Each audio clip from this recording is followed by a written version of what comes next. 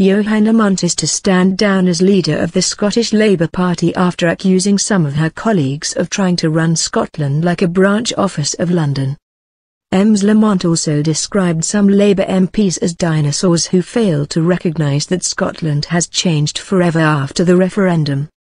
She was elected as the party's leader in December 2011.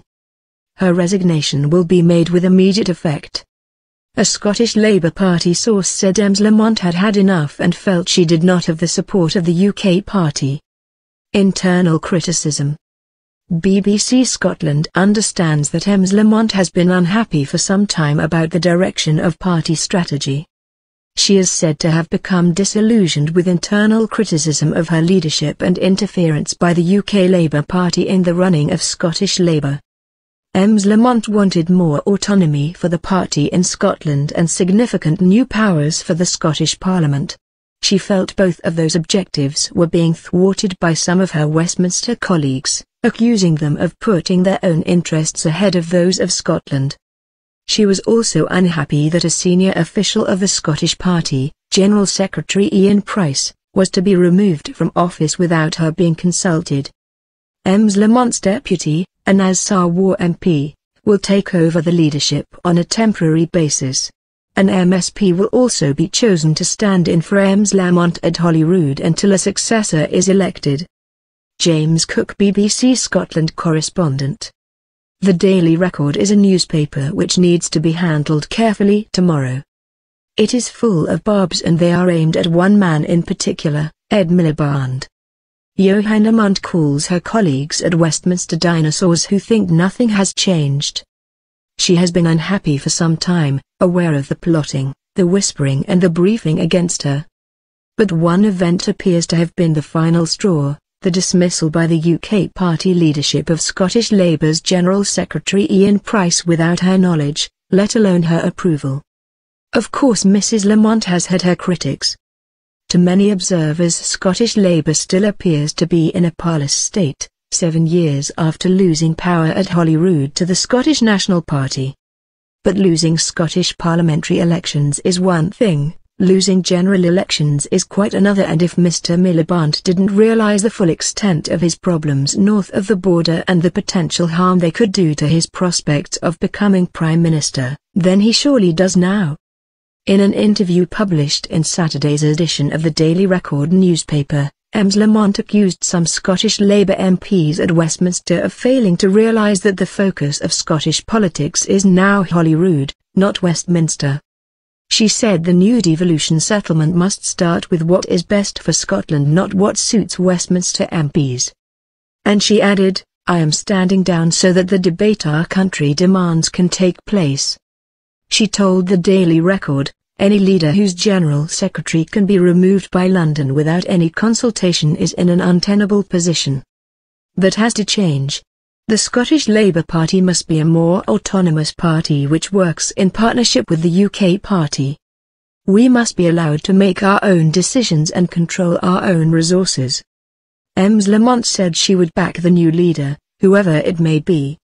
She added, I believe the Scottish Labour Party is a family, it is my family. And I hope it is led by someone who knows how to treat family members properly. Ms Lamont, a former English teacher who joined the Labour Party as a teenager, has represented the Glasgow Pollock constituency at Holyrood since 1999. She took over as the party's Scottish leader in the aftermath of the 2011 election, where Labour suffered a crushing defeat at the hands of the SNP.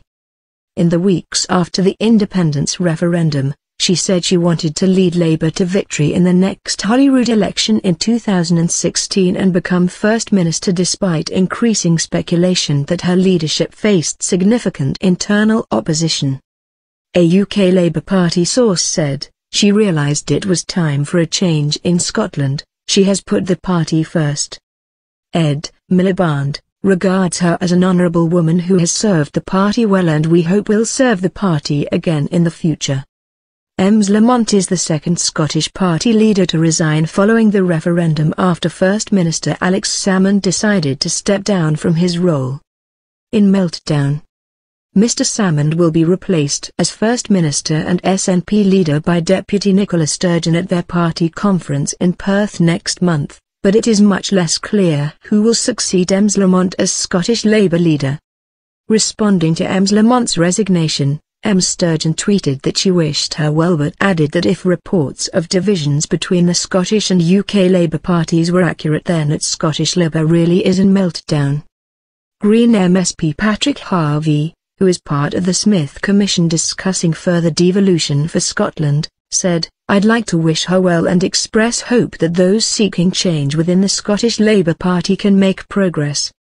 Scottish voters deserve to have the option of an effective Labour Party which can advocate the values and principles which its UK leadership has sadly long ago surrendered." Earlier this week, two former Labour First Ministers, Lord McConnell and Henry McLeish, suggested the party was in need of an overhaul. Their comments came in the wake of many traditional Labour voters backing Scottish independence in last month's referendum. Lord McConnell, who was First Minister between 2001 until 2007, said the party must rediscover our sense of purpose, our vision for Scotland. His words echoed those of his predecessor Henry McLeish, who told the BBC, "There's no entitlement to a vote now. Labour has got to realise that every vote has got to be fought for." In a tweet sent after Ms Lamont's announcement, Lord McConnell said, "This is a truly astonishing development. Johann leaves with head held high. Outrageous treatment of Scottish Labour Party leader."